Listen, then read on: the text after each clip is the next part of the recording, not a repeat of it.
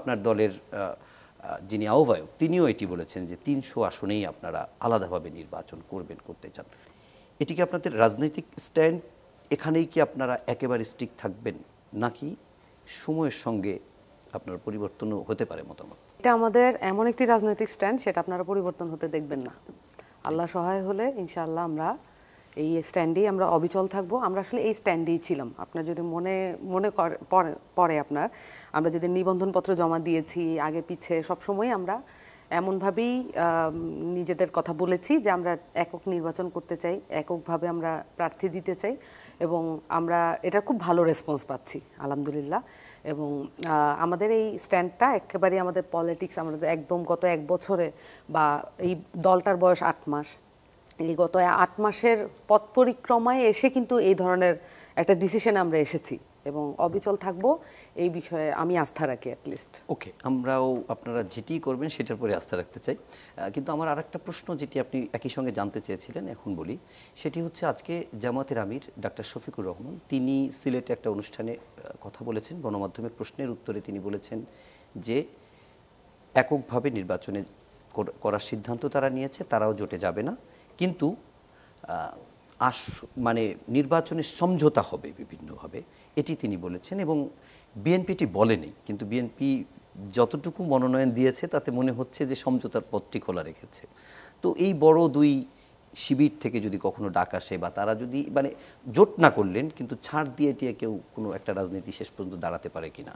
না, আসলে একটা নতুন দল তো আমরা তো আসলে গণঅভ্যুত্থানের পরে অনেকগুলো স্পেশাল সার্কামস্টেন্স, যেটা অপূর্ব ভাইও বললেন, অনেকগুলো স্পেশাল সার্কামস্টেন্স যেমন গভর্নমেন্টের দিক থেকে এসছে, রাজনৈতিক দলগুলো কিন্তু এই ধরনের সার্কামস্টেন্স কখনো আগে ফেস করে নাই।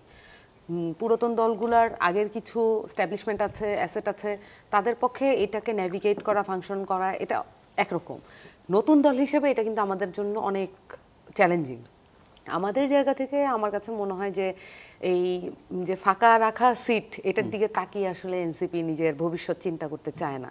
এবং এটা জামাত বা বিএনপি তারা নিজেদের মতো করে রাজনৈতিক সিদ্ধান্ত নিবে, এটা তাদের মতো করেই থাকবে। কিন্তু আমাদের জায়গা থেকে আমাদের আসলে মূল কনসার্ন হচ্ছে বিচার এবং সংস্কার। এবং আমরা যেটা দেখতে পাচ্ছি, সংস্কারকে এক রকমের পাশ কাটিয়ে আমরা নির্বাচনের দিকে ধাবিত হচ্ছি। এবং পুরো আলোচনার কেন্দ্রবিন্দু থেকে যেটা সংস্কারকে আমরা ফাইট করে এক রকমের আলোচনার কেন্দ্রবিন্দুতে রেখেছিলাম, সেখান থেকে আসলে আলোচনার সব কিছু নিয়ে যাওয়া হচ্ছে একদম অ্যাকুমুলেট করে নিয়ে যাওয়া হচ্ছে নির্বাচনের দিকে। তো এইটা আমাদের জন্য, আমি মনে করি যে এটা আমাদের পার্টিগত জায়গা, আমরা যেই বিলিফ সিস্টেম বা যেই জায়গা থেকে আমাদের পার্টিটা গড়ে উঠেছে, এটা আমরা মনে করি এটা ঠিক হচ্ছে না। এবং আমাদের উচিত এখনও বিচার এবং সংস্কার নিয়ে কথা বলা। এই জন্য আমরা মনে করি যে আমাদের পার্টিগত জায়গায় বিচার এবং সংস্কারকে প্রায়োরিটি রাখা, সবসময় এই আলাপটা রাখা, ইভেন আমাদের নির্বাচনী যে কোনো কাজেও এটাই প্রায়োরিটি পাবে। এবং আপনি আমাদের নেতাদের যারা উঠান বৈঠকে যাচ্ছেন, বিভিন্ন সমন্বয় সভায় যাচ্ছেন, তাদের বক্তব্য লক্ষ্য করলে আপনারা দেখবেন খুব পরিষ্কারভাবে সংস্কারের বিষয় আশয়গুলোই কিন্তু এখনও মুখ্য হয়ে উঠছে। সো আমাদের মতো পার্টি, আমরা যেহেতু একটা বেসমেন্ট, গণঅভ্যুত্থানের বেসমেন্ট থেকে উঠে আসে, সেইখানে আসলে আপনার থিওরিটিক্যাল ইস্যুস মানে যেগুলো আসলে বাংলাদেশে আনসলভড, সেইগুলোর ব্যাপারে কনসার্ন থাকা এবং দেখানো এবং সেই সাথে সেগুলো নিয়ে কাজ করা, এটা হচ্ছে আমাদের স্কোপ অফ ওয়ার্ক, মানে জেডি আর কি। সো আমার কাছে মনে হয় যে এই নতুন দলটা আসলে এইভাবেই এই বিচার সংস্কার এটার মধ্যে থেকেই আসলে তার নির্বাচনী যে ক্যারেক্টার সেটা সে বিল্ড আপ করছে।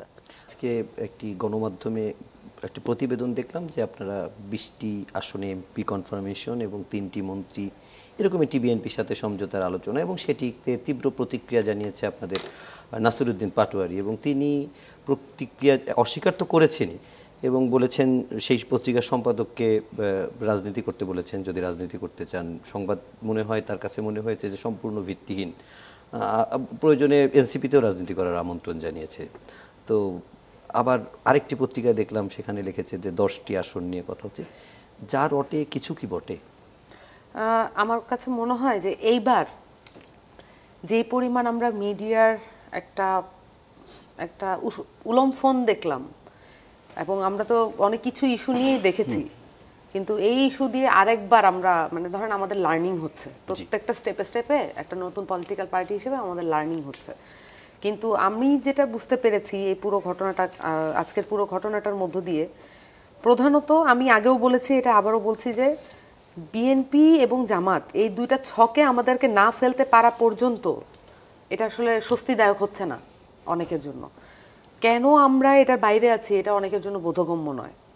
এখন এটার বাইরে আমরা আছি, এটা যে আমাদের যে কমিটমেন্ট, আসলে রাজনীতিতে আপনার ওই যে যেটা শেষ কথা বলে কিছু নেই যেটা বলে, এবং এই যে আমাদের যে কালচার আমরা দেখলাম ছোটবেলা থেকে বড় হয়েছি যে কালচার দেখতে দেখতে, এই কালচারে আসলে ওই যে কমিটমেন্টের কোনো ভ্যালু নাই। এখন আমরা তো আসলে বিভিন্ন ধরনের মূল্যবোধের কথা বলছি, সবচেয়ে বেশি আমরা যেটা বলছি গণতান্ত্রিক মূল্যবোধের কথা।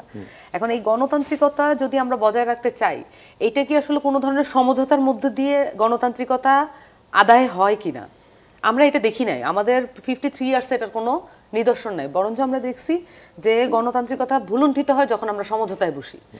এখন আমাদের পার্টি হিসেবে, নতুন পার্টি হিসেবে আমাদের একটা দায়িত্ব, আমরা মনে করি যে যদি, এবং শুধু দায়িত্ব না, এটা ইনর্মাস প্রেশার আছে।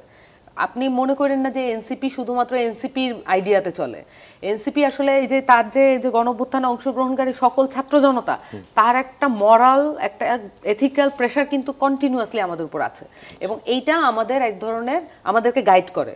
এই প্রেশারগুলো দিয়ে আমরা ন্যাভিগেট করি পলিটিক্সের ফিল্ডে।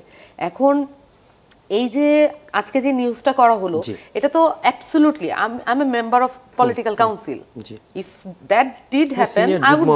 আপনি অনেক উপরের পদে। জি, আমি এটা জানতাম, কিন্তু এরকম কোনো কিছুই ঘটে নাই, এরকম কোনো কিছু ঘটে নাই একেবারে।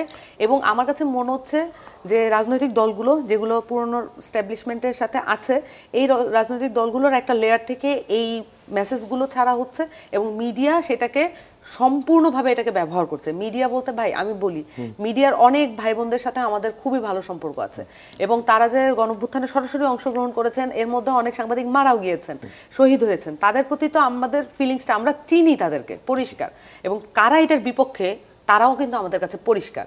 And this was the play, আজকে যে প্লেটা হলো, this was the play of the old establishment of this political Bangladesh.